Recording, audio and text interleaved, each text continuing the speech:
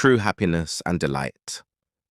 If you come to know what I have just explained, you will then know that the ultimate pleasure, perfect delight, and rejoice, grace, and good life are found only in knowing Allah, worshipping Him alone, feeling comfort and affability while being with Him, longing to meet Him, and devoting the heart and endeavors for Him.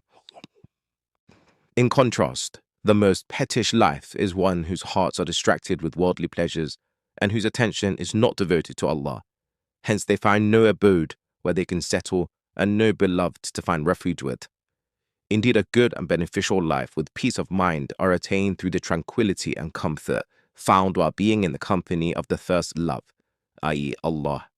No matter how much the heart swings between all the worldly pleasures one loves and desires, it will never enjoy any of them until one feels comfort and safety and delights with his Lord, the only supporter and protector whose authority surpasses all the creation, without whom no support or protection can be achieved.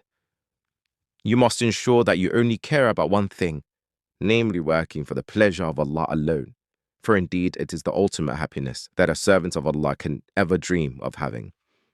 This is because a person whose heart is in such a state will not only bask in heaven while still being on earth, but will thereafter dwell in Allah's paradise in the hereafter.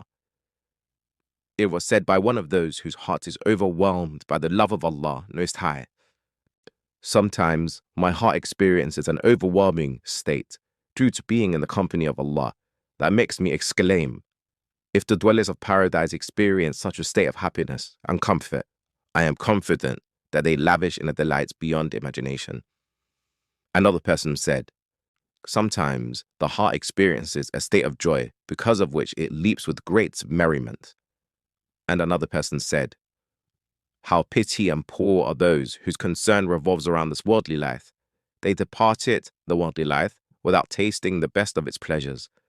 He was asked what it was, and he said, knowing Allah, loving Him, and feeling affability while being close to Him, and longing to meet Him. Truly there is no grace equivalent to the grace that the dwellers of paradise lavish themselves with, except this kind of grace. This is why Allah's Messenger ﷺ said, "Women and fragrance have He made dear to my affections, and my pleasure, peace, and contentment are made in the Salah." In this report, the Prophet ﷺ informs us that two things from this worldly life were made dear to his affection. Then he followed it with a statement to say that his pleasure, contentment, and peace were made for him in the Salah. Evidently, the feelings of pleasure, contentment, and peace are of a higher rank than the feelings of love, because not all that a person loves results with pleasure, peace, and contentment, for such feelings are only attained with the most beloved one, who is beloved for his essence. This ultimate state of love cannot be for anyone but Allah alone, the one and only worthy of worship, while anything or anyone else is beloved as a result of loving Him. Hence, persons or things are beloved for His sake, and we do not love anyone or anything alongside Him. This is because to love for His sake is a matter of tawheed, whereas to love anything or anyone with Him is a form of shirk. Because a mushrik, i.e. a person who associates partners with Allah, takes other than Allah as equals to Him, and so he loves them as he is supposed to love Allah.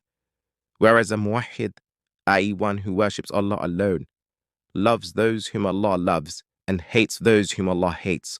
All his actions are for His sake, and all that which he refrains from are also for His sake.